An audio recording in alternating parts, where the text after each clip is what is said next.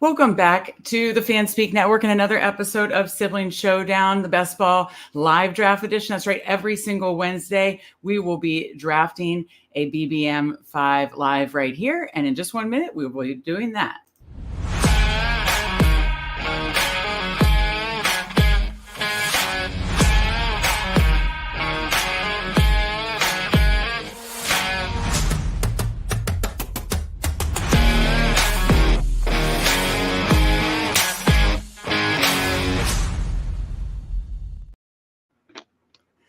All right, Steve, that's right. We're doing a BBM5 live draft yet again. I think this is our third or fourth one. So I am very excited to get back in the BBM streets with you. So I'm, of course, joined by my sibling, my brother, Steve. Steve, how are you doing? What are you seeing in the BBM streets? And how are you feeling for today? Doing good. Definitely getting back in there now that we had the bye weeks. I had some slow drafts going, but I had been kind of waiting to do any more fast until the bye weeks, and so I've been ripping some since then. It's nice to know that we had those bye weeks. I just written an article about it.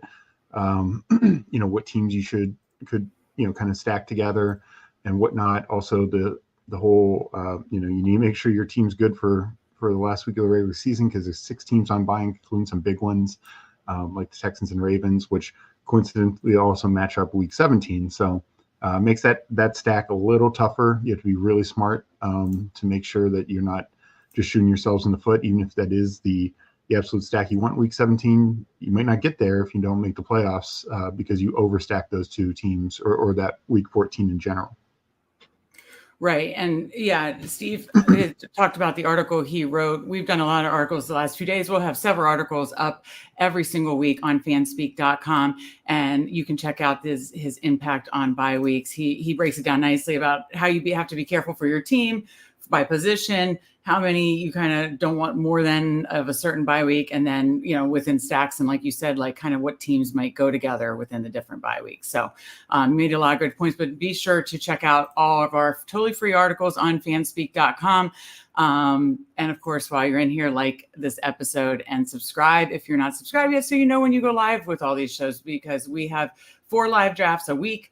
Obviously, this is our Wednesday kind of lunchtime BBM draft. Tuesdays, the guys do DraftKings. Thursday nights, the guys sometimes do Cardio Club or other underdog drafts. And Fridays, I have Friends of Best Ball. So I'll have Tyler on from the Fantasy Sanctuary on this Friday at 1 p.m. So stay tuned for that. So always 4 live drafts, and then we'll do other strategy shows, shorts that hopefully will really, really help you out. So stay tuned. We got a lot of good stuff. And of course, I just have to mention, if you're new to Underdog, please use the code FANSPEAK because you'll get a special pick. And the first time deposit offers up to $250 now. So you do not want to miss out on that. Steve, in talking about your article real quick before we jump into a draft, any other I know week 14 is the big one because there's so many good teams, and I actually have your article pulled up. I mean, on week 14, we have the Ravens, Broncos, Texans, Colts, Patriots, Commanders, and obviously the biggest ones are the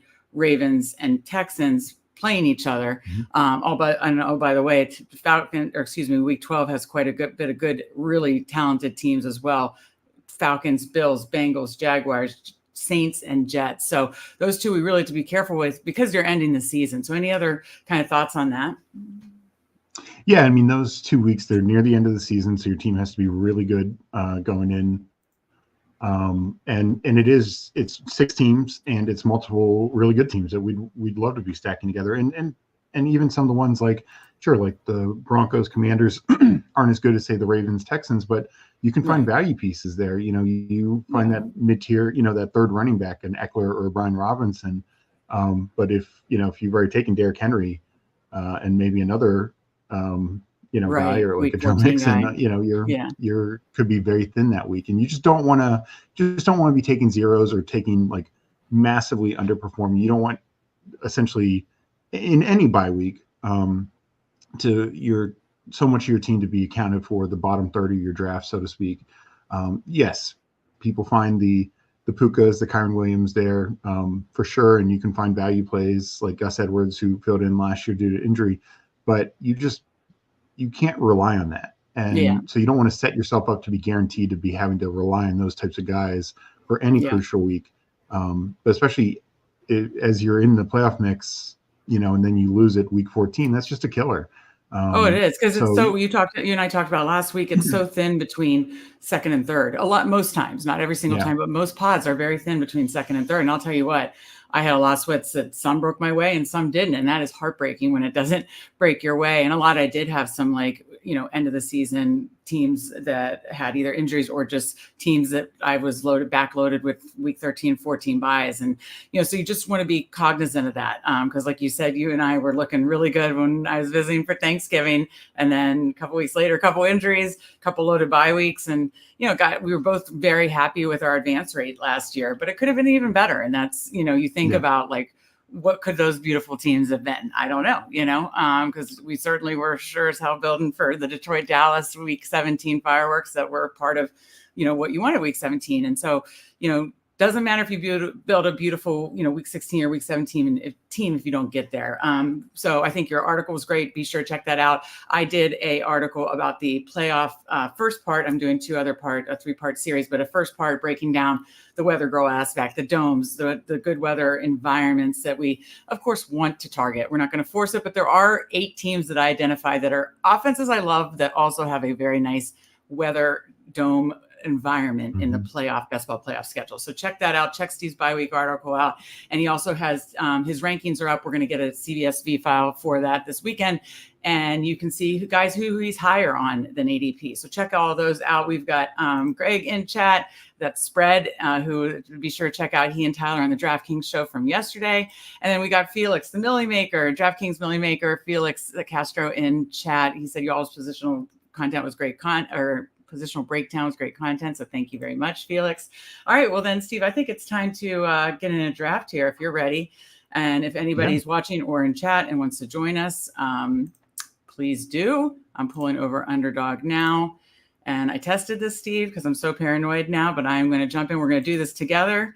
And for anybody else that wants to join us, let's see, we are waiting on 7 people. So you have time to join us in this draft if you would like to. Excuse me. And I was trying to remember when I was getting ready for the show, Steve, kind of what we've done in past drafts and that kind of stuff, or what pick positions we've had for the past couple, but then I couldn't remember some. But I just wrote an article yesterday about Dak Prescott and just wanting to get more of him. So I'll spoil the chat. I want some more Dak Prescott already in May. Yeah, I mean, it's hard not to. As I've said on multiple shows, he led the league in passing touchdowns last year. Ran for a little bit as well. I mean, he's not like a total nothing in terms of running. And the first 6 weeks of the year, he didn't play fourth quarters. So and his numbers were not good. It was basically from that point on that week 7 they had a week 7 bye. Yeah, and from week 7 bye on they were and they were pass heavier too. Week 7. And even after that, they had some games like against the Panthers, against the Giants, where he still didn't have to throw deep. A lot of the fourth quarter. But they got a lot more pass happy. They realized Tony Pollard just wasn't 100%. We're not running like we maybe wanted to. Okay, we got some folks in the chat. We've got Spread at the 2 spot. We are at the 3 spot. We've got Justin JM Bruni at the 7 spot. Let me click over. We've got Felix at the 9 spot. This is a fun one. I don't think I recognize any other names. So Spread at 2, us at 3, Justin at 7, and Felix at 9. Shrink this down just a little bit. Okay, perfect. Yeah. All right, Steve. So at the 3 spot, I mean, it's obviously likely going to be, I talked about Dak. It'll likely be, depending on what Spread does, Hill. So, I've kind of been mixing it up there. What do you typically do if you've got 3 spots? I like Chase more than Hill. I think you just have a lot of things pointing to, Hill just kind of went just absolutely bonkers last year. There's no other way to put it. But they've added some more weapons. They want to so run the spread ball. does go Lamb. So do you want to take Chase in this one? I like Chase, and I think Burrow obviously gives you a much better stacking option than Tua. Okay. All right. So we took Chase, and let me go back to the board because we won't be back up obviously until 22 and 27. So, yeah, I mean, I want my shares of Tyreek Hill too, and I'm sure you do as well. But you have Chase ranked higher. Yeah. No, absolutely. Okay. Trying to think. Oh yeah, we got Justin in chat as well. So we got all our guys that are drafting with us and in chat. I'd love to see it. Love to see it. Yeah. So while we're waiting, I will mention that again, check out DraftKings live draft of Spread and Tyler show from yesterday on the channel, episode 56, I believe. And then Justin and Andrew will be tomorrow night at 9:30. And then I will be on at 1:00 Friday with, I believe it's Emo Cowboy on Twitter. But he does, Tyler does a Monday show every Monday with Tom Strachan on the Fantasy Sanctuary. And I'm excited to have him on Friday at 1. So that's a little programming notes as we're waiting to come around here. So kind of what you think in the first round, kind of chalk, nothing too crazy here. After us, obviously spread Chase or Lamb, we went Chase, Tyreek Hill, Justin Jefferson, Breece Hall actually went before Bijan. That's a little different, but nothing, I don't think that's crazy. Breece Hall, Amon-Ra, Bijan Robinson at 8, Garrett Wilson to Felix. Love that pick because I am just absolutely obsessed with Garrett Wilson now getting to play with a real quarterback. Puka at 10, AJ Brown, and we're coming around the 1-2 turn. So nothing really too crazy here, right, Steve? No, nothing too crazy. And I think right now it makes sense with the little information we know to kind of keep taking these guys now. I actually had a question as we hear these like OTA kind of injuries and that kind of stuff. I feel like if people get scared off from that, we should take advantage of that. These guys about like, Kyron sitting out or Bijan's, resting up some kind of ankle, tweak or something like that. It's not like, as long as it's not a massive injury that is going to keep them out long term. If it's just something where, okay, we're not going to push them for OTAs, I'm not dropping them in my rankings. And in fact, if they fall, I'm just going to take advantage of that. Is that how you're handling it?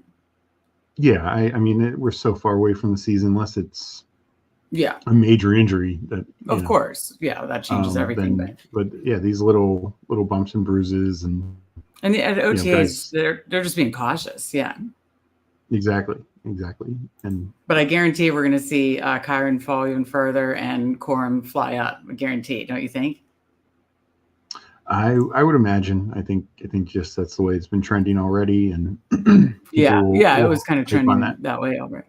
Okay, so let's take a quick look at the board before we come up. So Felix went Drake London with Garrett Wilson. Love that. And then coming back around, Justin got the little Detroit San Francisco stack going on there. They are the premier week 17 stack for sure. So we got Amon-Ra Debo like that. And then we were coming up in one pick. So we do have Kyron. I think he's going to be continuing to fall more. I know we've taken play in Nico and Mike Evans. Nico just went. I like Mike Evans. Yeah, I know you're higher in Mike Evans than ADP. Was he in your article? Yes. Okay, because you wrote an article, I believe it was 12 guys that you were higher on than ADP, and I thought Mike Evans was one of them. The guy is just a walking, over 1,000-yard season every single year, and then as long as the touchdowns, he's just a massive red zone threat. So I think 1,000 yards and 10 touchdowns is a very fair estimate every single year. So anyways, we took Mike Evans, then Spread took A-Chain, and then Waddle went at the turn, and we're coming around the turn and we'll be up into picks. So on the board, obviously Kyron's still there, Diggs, Moore, Laporta, Neighbors, Henry. So with Chase Evans, we could go Kyron or Henry. I feel like know that we have to do that. I don't mind doing like a 0 RB and getting either like a Diggs or DJ Moore. It gives us some optionality I like for quarterback. Diggs. Okay, I haven't taken Diggs yet, so Yeah. this is good to balance out some exposures, because I have been leaning heavier into. I'll pull up the board as we're chatting, but I have been leaning into these like more crowded receiver rooms in Houston and Chicago. I've been leaning more into the alpha and taking the DJ Moore, taking the Nico Collins, but I haven't been taking as much of Stephon Diggs or Tank Dell. I haven't been taking as much of Roma Dunze and Keenan Allen. So, I just want to diversify my exposure. Because it's obviously, yes, it's crowded now, but one guy gets banged up, then they have a more prominent role. We know how this goes. So go ahead. Well, a couple of interesting things that is crazy, because, they're very similar wide receiver rooms. Obviously with young top level quarterbacks, 3 guys, kind of a veteran in the middle, Allen versus Diggs, young guy, and Dell and Dunze the third. The interesting thing is Dell has not fallen near as much, and that to me is very shocking. The one, he's coming off a major injury, and 2, he's a small 3rd round pick in general. Like a guy like a Dunze, as we talked about before, I talked about on the show with Justin and last week when we were talking about ADPs. He could get there simply by touchdowns. That's not likely going to be Dell. Dell is 5'8". Dunze is 6'4". Right. So right. if somebody was going to still get there, I'd rather prefer a Dunze. So a Dunze. No, that's a good point. That's a very good point. And just going back to kind of the Mike Evans thing, it's crazy. I don't know where he went here, but he was going, when I wrote the article, as wide receiver, I think 16. Last year, I think he finished wide receiver 4 or 5. In the previous 3 years, it was 9, 11, 9 or something like that. So, I mean, this is a guy who just crushes it every year. He's been outplaying this role every season. He gets Baker back. Yes, they lose the offense coordinator, but he's gonna be in between 8 and 12 touchdowns, if not more. Last year, he tied for the league lead with 13. So yeah, I mean, you're just getting him tremendous value here. Yeah, I just looked, and yeah, he was in your article, top 12 guys that you're higher on than ADP. Have to note that all of our guys are looking good at different strategies, but love them all. Spread goes Lamb, A-Chain, Kyron. We talked about him. Don't think there's any need for him to fall. Justin goes the Amon-Ra, Debo Samuel, kind of week 17 game stack, 2 stud receivers, follows it up with DJ Moore. So he could certainly set himself up for a Caleb stack if he wants to. And then Felix has 3 of my favorite guys at the back end of the round, and to get them without, having, usually I get sniped some way, shape, or form, but to get those 3, boy, do I love Garrett Wilson, Drake London, Cooper Kupp, a lot of optionality for stacks there. Though I do believe Cousins and Rodgers have the same week 12 bye. I'm pretty sure. We do have buys in here now, right? Yes. How come oh, there it is. Yeah. They're right next to the player now. Yeah. I was like, okay, where is it? I was looking over here and I was like, what's going on? Okay. Yeah. So it's helpful with the buys, and I believe they have 2, but he has a lot of optionality for, stacks there. And I just love those 3 receivers. Don't you? I do. Cooper Kupp played only 12, 13 games last year, still had really good numbers. I know you can say Puka's above him, and probably is. And we saw that in the playoffs, but Kupp is still producing, and he did that kind of banged up, dealing with an injury at the start of the year, injury in the middle of the year. So yeah, I mean, if he can put together a fully healthy year, I know people want to talk about this age cliff, but just talked about with Mike Evans, talked about with Keenan Allen. Obviously, Allen got shut down last year, essentially when Herbert got injured, and I mean, he was like wide receiver 3 at the time he got shut down through week 13, I think it was week 14. So, through the regular season, he was absolutely the receiver you wanted. Age. No, I agree.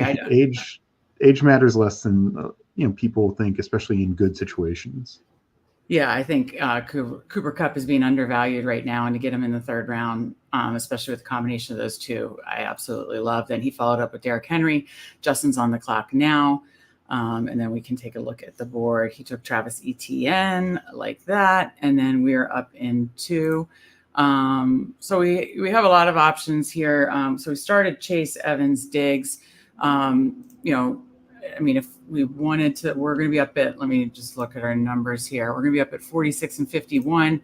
You know, if you wanted to eye the Stroud stack, I know we've done that before in some drafts. Obviously, Burrow would be later. I'm just queuing that up for later. Then running backs, you have Cook, White, Joe Mixon. Obviously, Mixon correlates, but I think we could get him certainly with the next pick, not now. And then a receiver, you have Pickens, Amari Cooper. Cooper just went. We are on the clock. Cooper, Kirk, Keenan Allen at the top, and then tight end Dalton Kincaid. So thoughts quickly? I like Kincaid or going running back. Okay. I don't love James Cook or White. Yeah. I like White, but yeah. Okay, I'm gonna go Kincaid. I say go Kincaid. Yeah. Yeah. I want to get more exposure there. You know, yeah. Of course, when I have Allen, I target him, but you don't have to have Allen to target him. And I was big on the late round tight end last year, and I still am, honestly. But there are a few tight ends here in this like 50 to 100 range that I am definitely willing to grab, and Kincaid is one of them. So do you want to take Stroud here, or do you want to do a running back? Or there are some good receivers on the board. You said you mentioned White. I think you correlate with Mixon, and then just to point out, I mean, I don't mind Keenan right around ADP. So thoughts? Yeah, I'd probably go White or Mixon. As much as I like Stroud, you know, I think we could get Burrow in the next go round. And do we go Mixon because quickly, or do you want to get White and then we open to either one will correlate. Oh yeah, thank you. Thank you. So let's go White because you mentioned him first, and I think we did our last draft. We did Mixon. So yeah.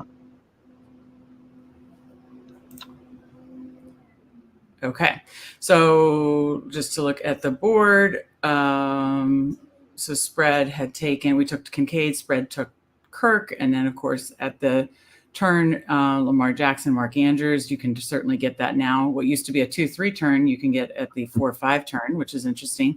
Amari Cooper, and we took Rashad White. CJ Stroud went after us to the Nico Collins team, no surprise there. I do believe in one of our, again, we've done about 2 or 3 other drafts here, Steve, and I do believe that we got Nico Stroud stack. I think at least 1 or if not 2 of the 3 drafts we've done Stroud stacks, which I love. But it's good to mix it up. So, and then we definitely have some nice back stack options with our 2 top receivers in Burrow and Baker. They don't have the same bye week, do they? No. I just like to mark them just to keep an eye on. So yeah, Baker's week 11, Burrow's.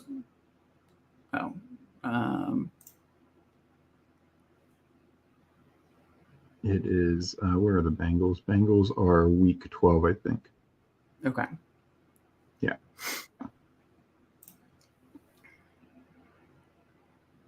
Yeah, for some reason I thought I had it here, and then once you queue it, then you see it when it's on the like draft list page. So let me pull this down so we can see it.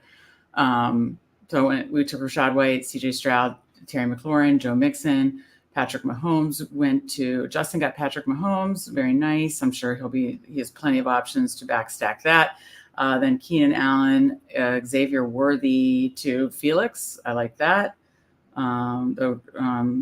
Justin had 2 of his guys went right after him, and Worthy and Marquise Brown. That is what's tough about Mahomes is they can kind of all go in the same round, but sometimes you can get, and then there's other options too. Yeah. And you know, I mean, the thing with Mahomes, as much as he spreads it out. It's just as much as we talk about stacking. Look at last year. You know, it was the stacks were Love and Jane Reed, you know, like the guy who won it, Tua and Raheem Mostert. It was not like he was not stacking with top tier receivers or stuff like that. I mean, Reed became that, but that's not where he was being drafted. Right. Absolutely. No, that's why we're just always looking for team correlation. I mean, that's our biggest focus. Like, yes, we pay attention to playoff schedules in week 16 and week 17 and all those kind of things. But the biggest correlation that Steve and I focus on is team correlation, stacking a team. And that's why I said, Mixon, you mentioned, you were like, well, White's correlates with obviously Evans too. So we're just looking for team correlation because I think that's the thing that you can kind of control the most and you're just making those bets on the team. So Justin in chat has said he got sniped on Jacobs, was looking for that week 17. Minnesota, Green Bay, they've been their third week 17 in a row, I believe. And he's been taking more naked Mahomes. I'll take his fall every time. I like that call. Yeah, and if you don't find somebody you want to stack with, I mean, you don't have to, because again, it typically ends up being one or two guys that they're worthy to stack with, and beyond that, so we are back on. Sorry to interrupt. We are back on the clock. We have a 1-3-1 working here, obviously. So Burrow, this is probably now the time to take Burrow. Yeah, if we want to ensure we get him. Yeah, I'd take Burrow here. I mean, we could slightly wait, but I mean, just take him. Yeah, there's nobody jumping off the page. I like Keon Coleman, but we already took Kincaid, so yeah, exactly. So I say just grab Burrow to get that first stack. And then at pick 75, so we have 1-1-3-1 working here in round 7. I did just read an interesting thing. If you read the article that Hayden Weeks just put out, it's what has worked all 4 years of BBM, and what has worked all 4 years of BBM. I've said 3x6, 4x8, 5x9, but he wrote that 4 receivers by round 7 has been successful every single year in BBM. So did you want to work a Chris Godwin double stack, or I'm not a big Godwin? I don't like taking. What about? I know you like Brian Thomas Jr. I like Brian Thomas a lot. Do you? Okay. So would you be happy with him here? Because I don't have a ton of him. And then honestly, if we get sniped on something, it opens what running backs are there? That would be the only other thing. I mean, Zamir White, I think, is very tempting, but. So 19 seconds. I mean, I like David Montgomery too. Again, it's just because I would like to get that. Let's go Brian Thomas. And he's it's not like 12, but that's fine. Wait, can you see the buys down here or no? Yes. Okay. So it's our second of the receivers, but second of 4. So I found that interesting. Check out his whole article. I retweeted it this morning. It's kind of the different thing. And it speaks to, I like to do 3 quarterbacks, and it kind of talks to pockets, where you want to target them. Obviously, with everything Best Ball 101, you can have quality or quantity. You can't have both. And in this case, obviously, we're working a 0 RB. This is probably going to end up being a 6 running back build potentially here. But I did find it interesting that what has been successful every year, whether it's 0 RB or hero RB or double hero RB, was trying to hit 4 receivers by round 7. So I am trying to do that, like 3x6, 4x7, 5x9 a little bit earlier. But then the nice thing is, then you need to know when to stop. Because I mean, one thing the article said is, like, if you take 6 receivers by round 7, 8, or something like that, that's a problem too. Like it's, then if you take, 5 early, you don't want 8 or 9. It's all that, again, it all goes back to the quality, quantity, not both. And so that's something I just want to keep in mind. I agree with you that both Zamir White and we got Felix in chat. I got to queue up Najee for him. And did he already take? He's on the clock, so he probably is going to take him now. Yep, there he goes. Yep. Did I call it or what? I know our guy Felix, Felix, by the way, will be on Friends of Best Ball June 14th, I believe. So we'll have him and Friends of Best Ball. But I was like, if we're queuing up running backs, I highly doubt he'll make it back. And then I was like, we're in a draft with Felix. There's no way Najee is making it back to us. It is. And he really shouldn't. I mean, he's gotten 1,000 yards every year. He now gets a massive, massive upgrade in Arthur Smith. They've also bolstered the offensive line big time over these past 2 years. Quarterback play should be better, whether it's Wilson or Fields, but likely Wilson, which I think helps Najee a lot. And I mean, Jalen Warren's going to get his, but people forget how good Najee was last year. There's a one point, like week 10, where Najee actually led the league in rushes of 15 yards or more. Like Christian McCaffrey was behind him. A Chain and Mostert, these other explosive backs. Now, he wasn't getting the 60-yard runs that those guys were getting, but he was getting 15-yard runs. I mean, you ask any coach if they want that, and he's getting that behind just a terrible O-line with a terrible offense coordinator. and bad quarterback play. So I will take the upgrade of this Pittsburgh offense. Yeah. And I mean, maybe I was too stringent there. I mean, I think if you got 4 receivers by round 8, it's fine. But because looking at David Montgomery, Zamir White, Najee going right after, that is pretty tempting. And DeAndre Swift, Justin got Zamir White, to your point. So, one of those there, and then hitting receivers the next 2 rounds probably would be fine. So, kind of keep those benchmarks in mind. I do try to keep the 3x6, 4x7, 5x9 in mind, but they are all flexible, just as long as you're not then, overextending it too far. So yeah, I might have made a mistake there trying to go a little too heavy, because boy, those 4 running backs do look very nice to be our second running back. So sorry, Steve, we'll make up for it. But I like the picks that Justin made with Zamir White. And I mean, we couldn't have stolen Najee from our guy, Felix. We'll have to save our Najee shares for non-Felix drafts, because that's his guy. So we're up in 1, and unfortunately we don't have a Dak stack, because I'm obsessed with getting more Dak shares going. You could always back stack it. But no, we took Burrow early. We've got Brooks, Pollard, James Conner at the top of the running back board. And then I like, this is kind of a pocket for running backs. I like Conner. Really? I was going to say Pollard. Well, I mean, I do like Pollard, but Conner has honestly been a fantasy hero the last 3 seasons, especially late in the year. It absolutely, you do have to worry about injuries, but he's just been absolutely dominant when he's on the field. And I know they took Benson in the draft, but I just don't think they're going to get away with literally the one guy who's been the most effective for them over the last 3 years. I know it's different coaching than was Kingsbury a couple of years ago, but it's the same staff as last year. And Conner was just tremendous for them down the stretch. Once Murray got back and Conner was healthy again, he's been a hero. And now they add an elite receiver potentially in Marvin Harrison Jr. That could open up things more. I mean, last year, there was no receiving threat. It was Trey McBride. So Benson doesn't scare you off. I think he's a good handcuff running back. I think he'll get a little of his, but I think Conner is going to get a good enough workload. Talk it through 2 more picks up, and spread could snipe us. But at pick 99, did you want to take Pollard there, or did you want to? Yeah, I do like Pollard. Because this just feels like a great pocket. Now there is Mike Williams, Tyler Lockett. I do like to get. He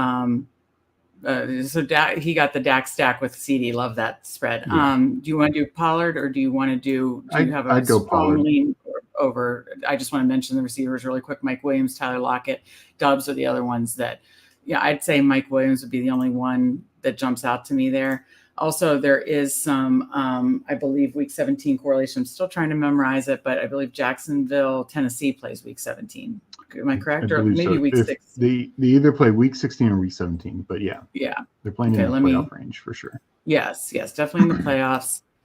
So Felix said, "Thank you. We won't steal Najee in your drafts, but I do need to get more Najee. So you just seeing your name has inspired me, Felix. So let's pull over the board here. So as I said, we took 2 running backs after taking receivers. I do think we should get our 5th receiver by round 10, because then it really thins out. So again, those are the benchmarks that you kind of just want to keep in mind, because things can then just get thin and uncomfortable. But looking at what are some of our guys in chat were doing, because spread started with CD Lamb, he got the Dak stack. So I absolutely love that. We took Tony Pollard, Connor, and then came around and Pollard fell. So I love that value. Justin's on the clock now.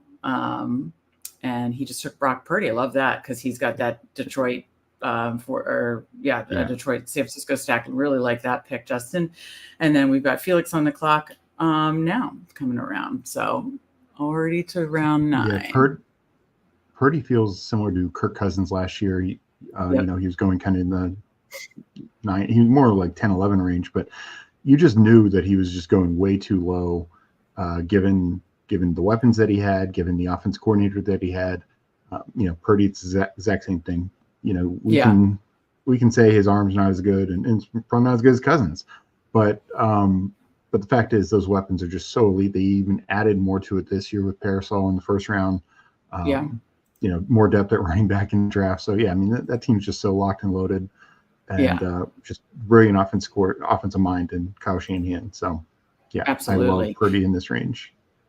Yes, I do too. I want to get more, honestly, 49ers stacks and Purdy in this range. Felix took Jaden Daniels at 105, and then we're coming back around and he'll be up again. He took Devin Singletary, nice pick at 112.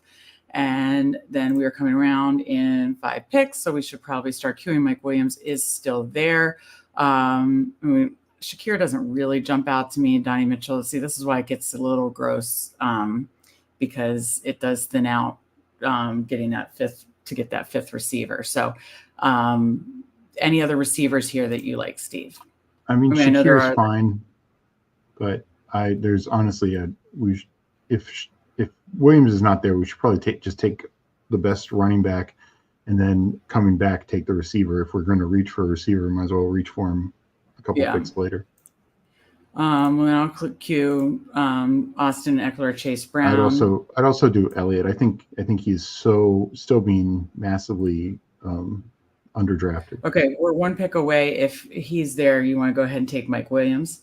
Yeah, Mike Williams is a clear value there. Yeah. Okay, so then we'll see what he does, and then if I hope he's there, because I just do not like these other. Okay, good, he is. I do not love these other receivers under him, and that's why I do feel like getting a 5th receiver by round 10 it makes me comfortable, because then I only have to go 7 if I want, because you feel really pretty comfortable with these, and I have not been paying good enough attention to buys. Yeah, so, Williams does give us the 3rd week 12 buy, but so no more week 12 buys at receiver. So would a Shakir. So right. We just talked about bye weeks at the start of the show and being careful. And this is my first draft, Steve, with, let me pull the board up but I was looking at that it was the downside of Connor was another week 11, but so damn, spread took Elliott. That's who we should have taken. That's who we needed to. But we need to make a decision. Oh shit, we're on the clock. Sorry, I was needing a sip of water and no time for water. We were back on the clock. Okay, so what about Eckler here, Steve? I'd take Eckler. Yeah, unless there's somebody else Brown, that you see. Brown, the problem with Brown is he correlates. He's week 12. 7 seconds. Yeah, I'd go Eckler. Eckler. It's another week 12. Yeah. Okay, so we're building a 1-4-5-1 here. I think with Dalton Kincaid, we only need 2 tight ends, potentially. So that's nice. Also in Hayden Wink's article, it talked about actually the success of having 3 to 4 running backs by round 10 too, which actually speaks to, you can only really draft one because if you do 3 to 4 running backs, 5 receivers, well, then you're only getting either 1 quarterback, 1 tight end. We got both. So, and that was through round. Yeah. So we had a 1-3-5-1 by round 10. So if you're getting both, but probably my favorite type of build, Steve, and tell me, I think we talked about this some last year, is through 10 rounds. Trying, because I mean, really, Hayden Winks has talked about this before too. It's those first 10 rounds that make an impact. Yes, of course, your build structure throughout and the picks that you make throughout, of course, are going to matter. Picks rounds 12 through 18. I mean, that's where we can find some diamonds in the rough, like the Sam Laporta last year. But it's what you're getting in those first 10 rounds. And I think we talked about this last year, Steve. If I'm getting a quarterback, 3 to 4 running backs, and 5 receivers, and then, maybe a tight end like we did, or if not, if you do 1-4-5, I'm fine with that. Yeah, 1-4-5 is honestly my favorite. Is your favorite first 10, like the build structure for the first 10 picks? Yeah. Yeah, I think that's, and it almost doesn't matter, whether, we kind of took the quarterback later or whether you take it earlier, like if we'd taken an Allen or a Stroud or somebody like that. I just think that pays off. I mean, there are good tight ends there. And I don't think it's as deep as it was last year with the late round tight ends where, we kind of knew that we had these guys like Laporta and Ferguson on these top tier offenses, Musgrave and some others that just seem to be very undervalued. I mean, McBride, who kind of came out of nowhere, but, sharp people were taking him in the last round. Right.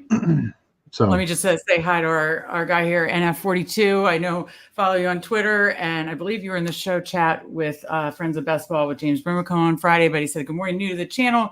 But but great content likes that Tennessee, Jacksonville, week 17, nice mini correlation. So thank you for joining us in the chat. Thanks for watching the channel and hopefully subscribe. We appreciate it, and plenty of live drafts for you to jump in with us. So good to see it. And then Justin just said he's took Eckler. He might need to chill on him some, but no, I haven't actually taken a ton of Eckler yet, and we are up in 1 pick. So that's why. So we, again, through 11 now, we're 1-4-5-1, and I like that. So a little early for Baker. We were kind of eyeing him. Let's see, on the board, you have what really falling Tua, who just got taken. I was like, good Lord, he's fallen a ton. We do have Rodgers too, if you wanted. Well, he's same buy as Burrow. Oh, he's week 12 too? Yeah. Okay, so what do you want to do here? We got Parasol, Mooney, Polk. You got. I did not prep for this enough. What do you go to running back? Go to running back. I would take Rico Dowd. We have 5 seconds. Why would you take? Can I just ask why you wanted to take the 5th running back now? The receivers were Mooney, who has this week 12 bye. If Polk or Wilson comes back with our pick in a couple, we could take them. And then we have a double stack. Oh, I know it's another week 12, but we just said we need that because I know you like Burton. I do. Okay, Polk went. Now, do we reach for? I'd take Wilson. I like Roman Wilson a lot. Do you want to take him for our 6th receiver? Yep. Yeah. I didn't actually mean to cue Franklin. I don't love him as much, but okay. So I do think. Okay, so right now we've got 1-5-6-1 through 13 rounds. So with 5 picks to go, likely. I mean, at first I said this could be a 6 RB build. I don't know that we need that because we kind of hammered RBs. So we'll see. Probably the last pick is just going to be value. We still could because, the last couple are in clear timeshares. Even Pollard might be in enough of a timeshare. So sure. Yeah, I think it's going to give us flexibility for our last pick is what I'm trying to say. Yeah. But I definitely think so 1-5-6-1. So let's think through some other stacks that we have here. We've got, Tampa that we want to consider that can still be stacked with guys that we have, obviously. Aaron Rodgers isn't an option because of the week 12 bye with him and Burrow. So that is tough to, we could obviously stack with Russ. There's not a lot, but there are other quarterbacks. You can get Will Levis also. Yes, I love Levis, and you could get like a Chig or something like that. We already have Pollard also, so that's what. Yeah, I knew we had Pollard, but I meant if we wanted a receiver, absolutely position. Okay, I pulled up the board because I was trying to strategize there because got a little flustered at that last round. So yeah, those rookie receivers kind of went right in a row. We took Dow, then spread got Mooney, came back around, got Polk like that. We got Roman Wilson. Jermaine Burton went right after him. Justin got Luke Musgrave. Very nice. Felix got he got Kirk Cousins to go with Drake London up top like that a ton, especially with a bit of a fragile quarterback in Jaden Daniels, like the Kirk Cousins pick. Then you got Kendre Miller. So coming around in the 14th round, we'll be up at pick 166 and 171. So obviously, if Baker's here, we take him. That would be after value or after his ADP. So don't know if he's going to make him to us. So if he doesn't, what do we do? I take Will Levis. Okay, I have him ranked much higher. Just finished my rankings yesterday. I have him ranked much higher than ADP as well. Yeah. So I'm right Me there too. with you. Almost every draft I've seen go at least 10 picks high. Like his ADP's got to be moving up. Yeah. It just feels that way. So, and as NF42 mentioned in our chat that Tennessee has the correlation with Jacksonville, so that would be an actual stack with the quarterback. So you still want to go Baker here? I mean, hell, we could go back-to-back quarterbacks. Yeah, I actually like going back-to-back quarterbacks. Baker. I don't hate that. because then we'd be done at quarterback. Really, we could just, take another tight end and then see what value hits, definitely another receiver and then see what value hits at the end, probably, right? Yeah. So I'll leave Will Levis queued up. If he is gone, who do you like? Here are the running backs: Dobbins, McLaughlin, Hubbard. Receivers. Corley, I like him, but obviously we already do have Mike Williams. Michael Wilson, Mims. I like Rashad Bateman a lot. I just think I'm ready to get hurt again. And he just went. So spreads up and then us. Excuse me. So if spread snipes Will Levis from us, no, what would you do, Steve? I would look at tight ends, not Ben Sinnott, even though it's falling value. I think we have an article about not falling enough. Yeah, he is starting to come back to reality. So we couldn't take either of the next two because they're the same buy as Kincaid. Oh, spread goes Drake May. I like it. Okay, so we are going to go Will Levis. Let's see. Does spread have some? Oh, he just got Polk. That's right. Yeah. He just got Polk. And Ramondre. Yep. Oh, he's got Ramondre too? So, yeah, I'm pretty sure. Yep. I know I'm a 3/4. Yes, he does. I know I'm a 3/4 girl, but I would hit a lot late quarterback too. Just spread if I were you, just because I know you're watching, just because I love the May pick, but we do not know when when he's going to start. Yeah. So with these guys as questionable situations, I do 3 quarterbacks more often, but I would definitely, for the JJ McCarthy's and Drake Mays of the world, I would definitely hit 3 quarterbacks. Yeah. Oh, he said it was auto drafted, or he queued it, which I've had that many, many, many times, and he's looking at 3. All right, team is cooking with straight gas. That's what I think. I think I got a little nervous in the middle there, but I think it's coming together, Steve. Yeah, and speaking of quarterbacks, I like our quarterbacks. I love our quarterback room. Baker showed down the stretch. I think it was me in the quarterfinals last year. One of the best weeks. Was a big factor in getting teams through.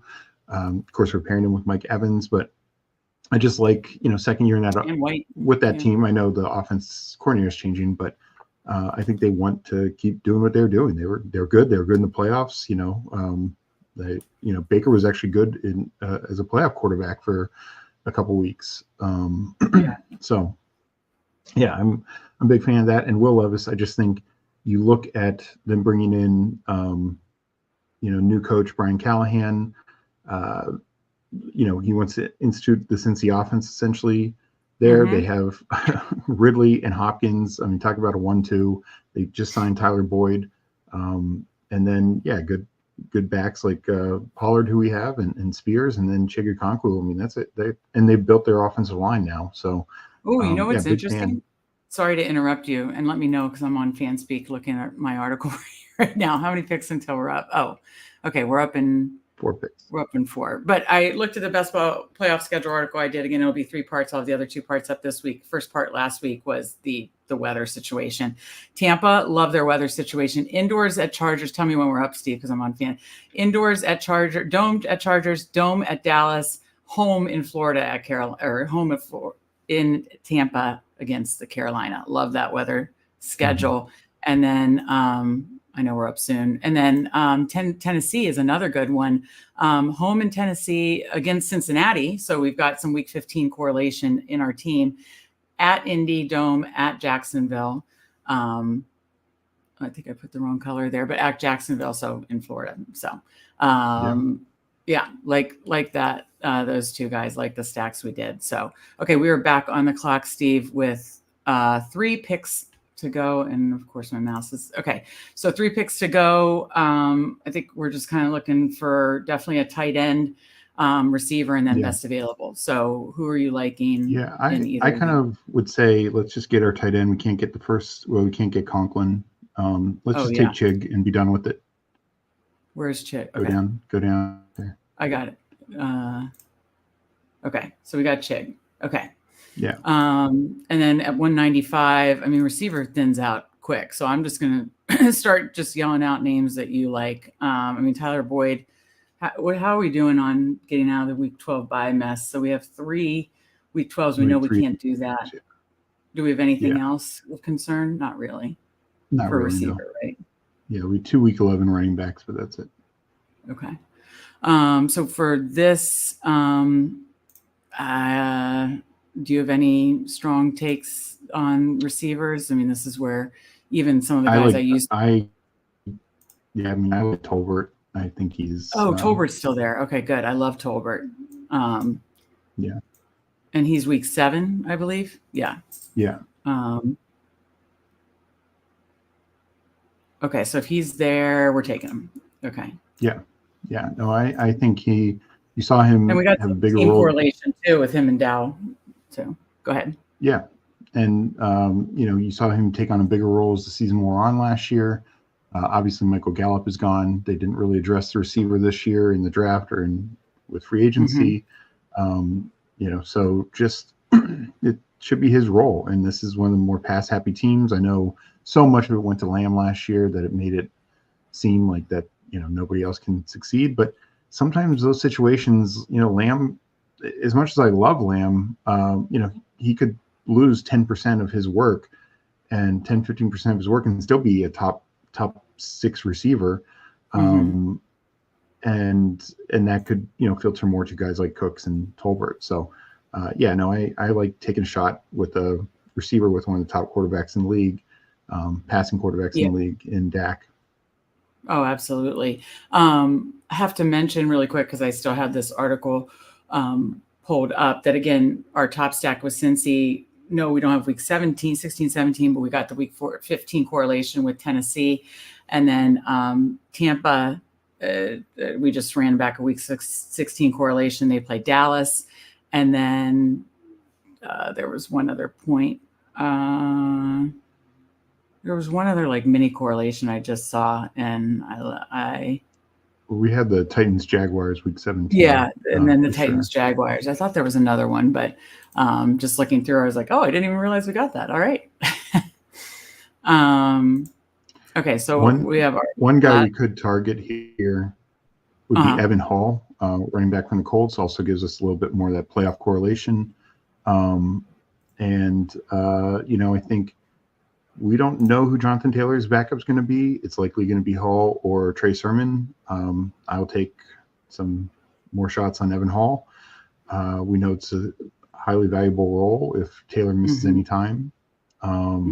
So, I don't mind looking at him for a 6 running back. And I think in our build, I think we're really good at receiver.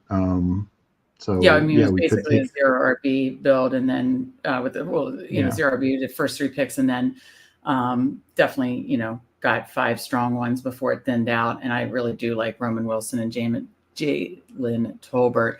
What about? Do you feel like we need a third tight end? I mean, you've got Jonnu Smith, Kraft. We could take Gesicki for correlation, but outside did of our that, did our guy Sanders go? It looks like he. Looks like he did, yeah. Where did he go? Let's see. I think he's moving up. Week 17 or around 17. Oh, Justin. There we go. Yeah. I've been hammering that Jatavion Sanders and Sinnott should be flipped, and wrote an article about it on fanspeak.com that, Sanders is the actual this year's Sam Laporta, and Justin got him. Nice pick, Justin. I like it. Okay, so we are 2 picks away. So you don't feel like any of those tight ends stand out, and you would rather go Hull over a Tyler Boyd for extra correlation there. You'd rather go Indy correlation. Yeah, I mean, I like Boyd. I think he's actually a good, 17 to 18. What about the only problem? The only thing I'll say, all the week 12 buys. That's the only issue.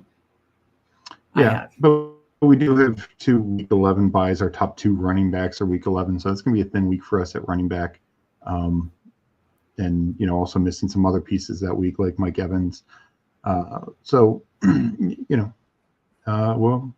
took all. So. I mean, I put him at the top. I was just making sure that you didn't want to. But I mean, I would not hate taking a receiver there, but I just think our running backs, while I think we did a good job, filling in, we're definitely thinner there when we start with White Connor, Rashard White and James Conner. just because we don't know for sure what Pollard's status is, Eckler, and obviously Dowd. Maybe Dowd takes over ahead of Zeke, but more likely than not, he's the second tier guy there. Right. And Eckler, Robinson, and Jaden Daniels, it could be like a situation where none of those guys are just great fantasy players, just all kind of average. I'm just trying to look at our buys now. So obviously we're fine at quarterback, week 12, 11, 5. And then Kincaid and Chig correlates with Levis week. So 12, 5, we're good there. As you mentioned, as far as, because we talked about buys at the top of the show, and then right off the jump in receiver, our top 2 running backs are 2 week 11 buys.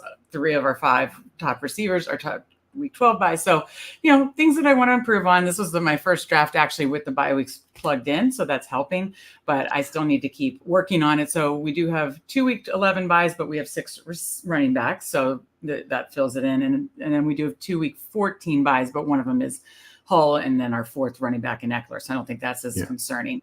And then to summarize the receiver buy situation, we have 3 12s of our first 5. That makes me a little queasy and a little nervous, but no other duplicative buys. So like on week 12, let's just talk it through. What are our receivers? So hopefully they're healthy, but you've got Mike Evans, Stephon Diggs, Roman Wilson, Jalen Tolbert. And then Roman Wilson, Jalen Tolbert.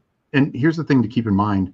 As much as people harp on receivers, more often than not, you should be getting your flex play from the running back.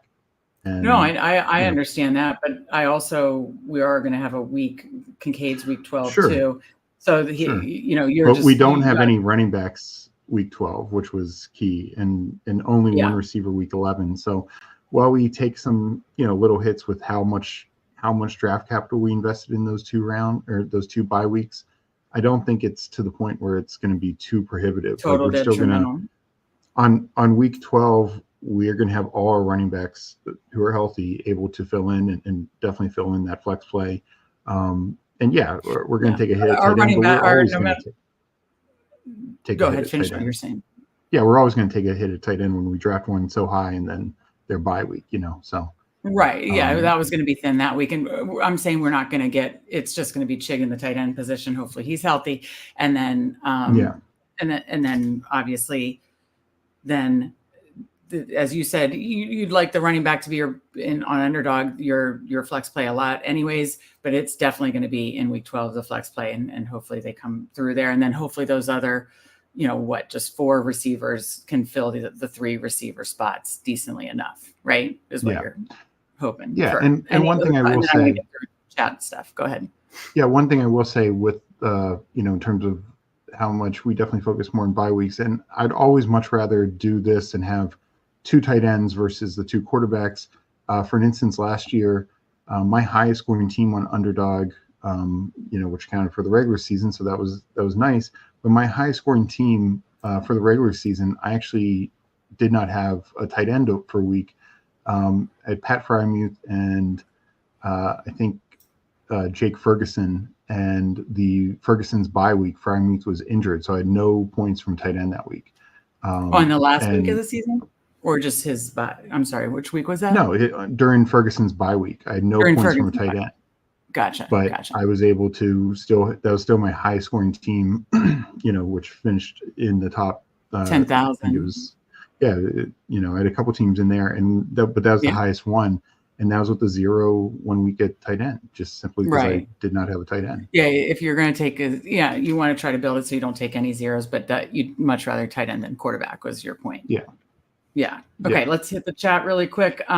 Justin says unique build for me. Don't have a lot of exposure. Most of these guys, we're going to look through the teams really quick. And he says, great show. Be sure to hit that like button. Of course, hit that like and make sure you are subscribed. And thank you again for joining us. We hope you come back. I know I've been following you on Twitter and maybe we can have you on a show, but great show. Enjoy the rest of your day. Thank you very much for joining us. Felix says I was going to go Sanders. I'm on board with being with the next Laporta. So he likes our call that Jatavion Sanders, who I saw was at that rookie, that big rookie event. I said even a 4th, which I know they were sending, like we sent Luke McCaffrey with Jaden Daniels, I believe. So I know they send later round capital guys, but I was like, just Jatavion Sanders was sent there. So definitely check out the Sanders Versinit article. I'll be doing a short on that also as well. So again, be sure to check out all of our content on fanspeak.com, all of our live shows here on Fanspeak Network. We'll play shorts and short strategy shows here as well. We'll get you covered every single way. But I love that, Felix, that you're looking to get some Sanders shares, and Justin did. Let's take a look at what the guys did and summarize our team before we get out of here, Steve. So I'm just going to do it this way and go team by team. That's kind of easier for me. So let's take a look at spreads first out of the 2 position. And he did a 3-5-7-3, my favorite build for sure. He said he got May a little early, so he got Carr later. So he got one of our favorite quarterbacks to stack. So he got Dak, Drake May, Derek Carr, Devon Achane, Kyron Williams. So he did that double hero build. Ramondre Stevenson, Jonathan Brooks, Ezekiel Elliott. That's a strong room. Love that. Then receivers, CeeDee Lamb, Christian Kirk, Amari Cooper, Roma Dunze, Brandon Cooks. Wow. Darnell Mooney, Jalen Polk. And they did the late round tight end build, which I think he got 3 strong ones. Kate Otten, Tyler Conklin, Jonnu Smith. I like this team a lot. It's just strong. It doesn't feel like there's any like real weak points, even with the late round tight end build. What do you think, Steve? Yeah, no, I actually like that a lot. I know he said he messed up with May, probably would have liked to flip that pick a round or 2 later, but still with Dak, with Carr, you're covered for, anytime that May's missing, and May offers big upside. I mean, whenever he gets in, there's a reason he gained comp to Josh Allen. Right. And then that running back room, what I really like about it is this is how you draft Jonathan Brooks, is who has a ton of upside, ton of potential, but we just don't know what he's going to be throughout the season, but especially like the first 8-9 weeks, and maybe even through the bye. So maybe we might not even see him until like week 12 on. But Kyron Williams, Ramondre, and Achane, and then a guy like Zeke. So he's so set. Even as a good chunk of the year, he's kind of only going with 4 backs. They're 4 really strong backs. Oh, yeah. So and then these guys like Jonathan Brooks could pop off of playoffs. And even though he's got 2 week 6 buys, he's got, 3 really other strong options there. And even if it's just for week 6, mainly Ramondre and Zeke, they're really strong options. Yeah. And then finish out his team, and then receivers, he does have multiple week 7s, multiple week 12s, but it's not over on either side. Like it's strong enough. He's got upside guys like Adunze and Polk. Mooney, who I think is just going so great late. But yeah, I mean, CeeDee Lamb and Cooks from stacking with Dak. Yeah, to stack both those top Dak offense. Yeah. Amari Cooper has just been so great, kind of like these last 2 years. So yeah, I mean, I think it's a good strong team. No real weakness. Yeah, and then good late round tight end build to get these 3 late, and Kate Otten, Tyler Conklin, and Jonnu Smith. I mean, these are the type of guys that have a potential just by week, but they can have nice floors too. Yeah, they can all. I mean, all 3 of those offenses should be top half of the league, probably 1 or 2 in the top 10. So yeah, that's what you're looking for when you're going late round tight end. I'd much rather have those types of guys. Yeah. Okay. And then, good spread, good team spread. Like it a lot. Let's check out Justin's team. He said this is a different build for him, or maybe some access to guys he doesn't have a ton of.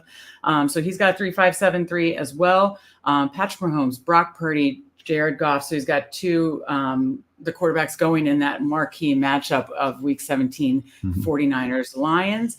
Then he's got Travis Etienne, Zamir White, Brian Robinson Jr., Camille Dowd, cannot pronounce that right, and Roshan Johnson. And then receivers, Amon-Ra St. Brown, Deebo Samuel, obviously both correlated, DJ Moore, Lad McConkey, Curtis Samuel, John Tavian Wicks, DJ Shark. And then tight ends, Luke Musgrave, Juwan Johnson, and he got the good old Jatavion Sanders pick. Love that.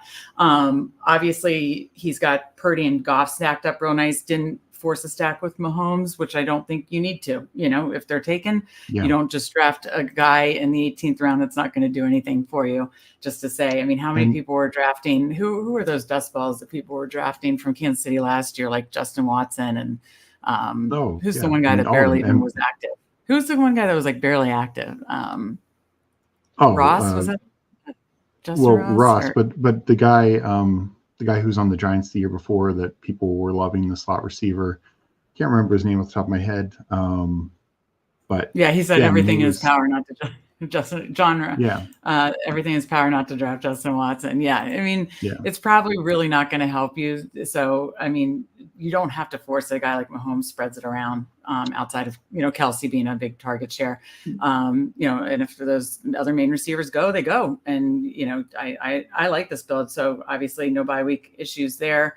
Bye weeks look spread out pretty nicely across the board. So it was a little heavy in week 5, but I mean, that's, can overcome that definitely with his room. I like the correlation, and I like the kind of the build structure and the balance of it all. And I mean, just 3 absolute, talk about nice floor ceiling just with your quarterbacks alone. I mean, that's like a great floor ceiling combo with those 3. I mean, absolutely. 3 of the top 4 quarterback who ended the year, Lions, 49ers, and Chiefs. So we're talking about top tier offenses. Yeah. Goff didn't have many spike weeks, but I think he had 5 or 6 20-point weeks last year. I think, Purdy and obviously Mahomes, especially Mahomes with some reloaded weapons, can just have the chance to be a super spike week guy. I'm not thinking of Tony. It was the other guy. The slot guy who finished the year before as like the Giants' number 2 receiver. Went to that name's gonna bother me the rest of the day. There are so many. I mean, Giants had so many slot receivers the last year or 2, and then it feels like Chiefs had so many. Is it Justin Ross? No. Justin Ross was the guy who's being steamed up due to the camp videos and everything. Yeah, and he was pretty much inactive. Okay. Anyways, you'll take a bet. Go ahead. I like this team, and I really like what the receivers. The top end is elite. There's some upside plays with like Samuel and Chark and stuff like that, but it's like you're tying them to great tying them to great quarterbacks. So it's like Wicks, absolutely. all his receivers are with like top 10 quarterbacks. And I like his correlation too. He's got a couple Chargers receivers. He's got a couple Green Bay pass catchers. Even though you don't have the quarterback, you can still correlate the team, and I like that. So, I like that team a lot, Justin. Let's take a look at Felix's team and then summarize our team. So Felix did 3-5-7-3 as well. I must know my favorites here. So he's got Jaden Daniels, Kirk Cousins, Daniel Jones in the quarterback room like that.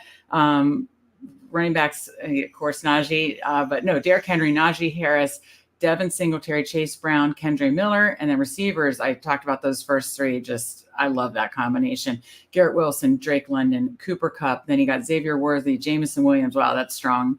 Love that. Luke McCaffrey, Jalen Hyatt, and then tight end Kyle Pitts, Noah Fant, Daniel Bellinger. So, I mean, everything is correlated. Washington, Atlanta, the Giants, everything's correlated in Washington. And then there's a lot of correlation within that. Atlanta plays Giants week 16 and Washington week 17. So he's got correlation for the playoffs, even within his quarterback stacks. And then just to have, the stable of solid running backs, I really, really like. Don't see a whole lot of issues with bye weeks either. I think this is a really strong team as well. I'm actually nervous about our team, Steve. These 3 we looked at. Only two of us are making it to the playoffs. Only 2 out of the 4. Hopefully, it's 2 of the 4 in this fantasy draft make it. Who will it be? I'm a little nervous. It's not going to be us after looking at these 3. What are your thoughts on Felix? First, I had to look it up because it's bothering the hell out of me. Yeah. Richie James is who I was thinking about. It was Richie James. Yes. People were taking in the 17th, 18th round nonstop last year to pair with Mahomes. But I mean, like we've talked about Daniels, the way you take Daniels is in a 3 quarterback build, and a guy like Kirk Cousins who unless his Achilles just freakishly blows, he's never missed a game prior to that. Like, I mean, he's been the absolute picture of health. Daniel Jones, can't say the same thing for, but what I will say about Daniel Jones is, again, he's a guy we were taking in like the 10th, 11th round last year. You're getting him 17th round, whatever it was. Yeah.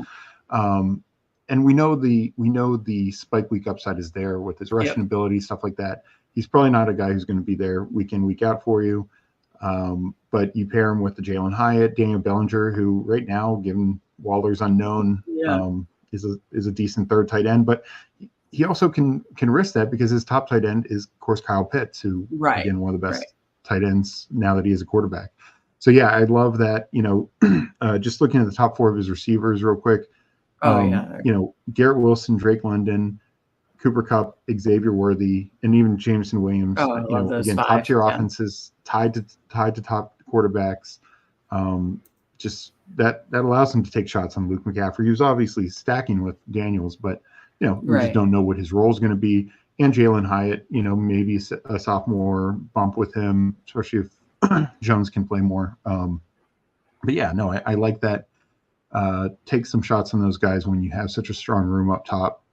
Same with the tight ends like Fant and Bellinger. Those can be your 2 and 3 tight end when you have a guy like Kyle Pitts. And then, running back, those top 3, 4 running backs, really strong. Henry, Najee, Singletary is just in a clear, lead role. Chase Brown, Zach Moss is expected to be the lead back, but that's one of those situations that's not set in stone. By the end of the year, that role could be flipped. And Miller also, you got Kamara and Jamal Williams there, but Miller's the younger guy.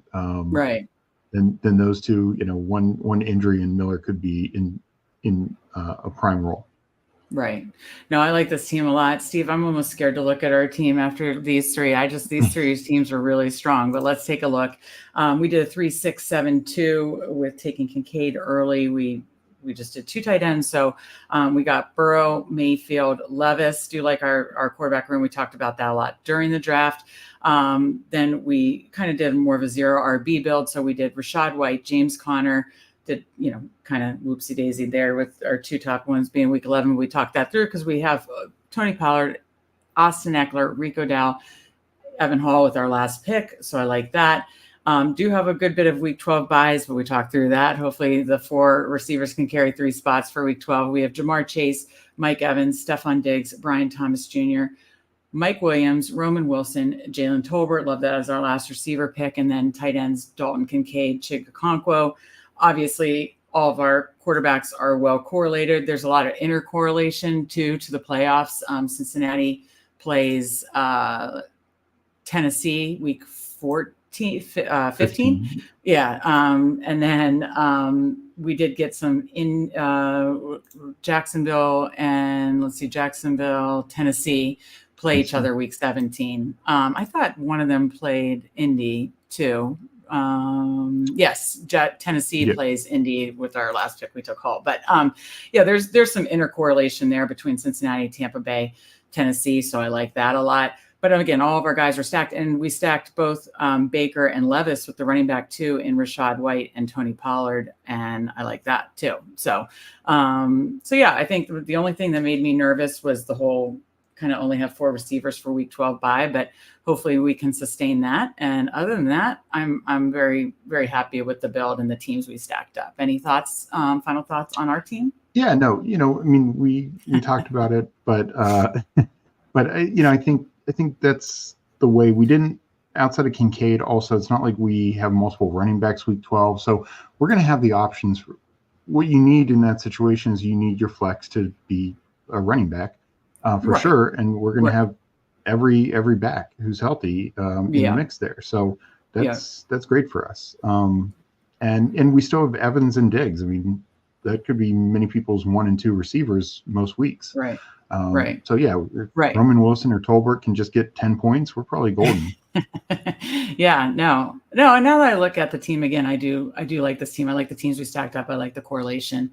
Like it overall. And as Felix just said, everyone did great, and someone from this lobby is winning the Millie. So, your lips to God's ears, Felix. I sure hope so. I can't wait to see who makes it, which 2 teams make out of this pod. But I've got a feeling it's one of these 4, or 2 of these 4 are making it.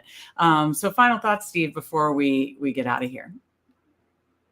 Yeah, I think we did well. We stacked our quarterbacks with some key guys, typically multiple guys, with like a running back tight end, a running back receiver with the Tampa and Tennessee stacks. I think we definitely went, less less fragile. I think it's definitely the typical way I draft. I like drafting with certainty, with guys like, kind of like Roman Wilson, Rico Dowd. But, I feel really good about the roles that they're going to have and where we got them to be our 5th running back and our 6th receiver. I love those types of situations because it's just sky high upside if they hit the roles that we're expecting. So I love those types of guys who I feel are being still undervalued in the draft market. You look at what Deontay Johnson did with Pittsburgh last year. You look at what the number 2 back has historically done with Dallas, Elliott for multiple years, and then even last year, Rico Dowd, and where he's going can easily outplay that. So, and of course, the upside for more. So, yeah, I like taking. I think we got a lot of value, either clear value in terms of ADP or value in where we rank the players. Like say Levis, we took him above ADP, but I think we have him ranked higher. Yeah. No, I'm excited to the Tennessee offense. I was doing some research on them yesterday. The addition of Brian Callahan, him bringing his dad over as the offensive line. They drafted, was it J.C. Latham as their first round pick. They added, Ridley? No, they added Ridley and Boyd. Ridley and Boyd, and then obviously Pollard. So yeah, I mean the additions they made, the coaching changes, just the second year. I really have high hopes for Levis in that Tennessee offense. So, and like their playoff schedule, those things are factors that you factor in. So my last thoughts are, this was my first draft that I did with the bye weeks. And, I need to just continue to pay more attention to that. You wrote, again, an excellent article kind of breaking down the importance of watching it for your team, for your positions, for your stacks. And then just, I think we're going to do a short show later this week on like maybe what teams really pair well together. And I think those are things to think about. Like we were right on like who you wanted last year when it was all said and done, getting pieces of that Dallas Detroit stack. But I think then finding what are those right teams to pair with it. And not that you're going to do that every time, but who should you kind of be rotating with those teams or when you're stacking those stacks. And those are things we can talk about. And we'll do a short show later here on the FanSpeak Network. Another programming note, I will be on Best Ball whenever. It is Neil Orfield's channel at 3 p.m. So in just about a half hour, 35 minutes. So go over to Neil's channel. I'll be live there doing, I believe, 2 BBM drafts with Neil. His channel is awesome. If you're not familiar with it, check that out. But again, we got a lot of great content here on FanSpeak Network, on fanspeak.com. We'll have Steve's rankings available for download by the weekend. So a lot of good things coming. We appreciate you joining us. For Steve, I'm Meg, and we will see you next time.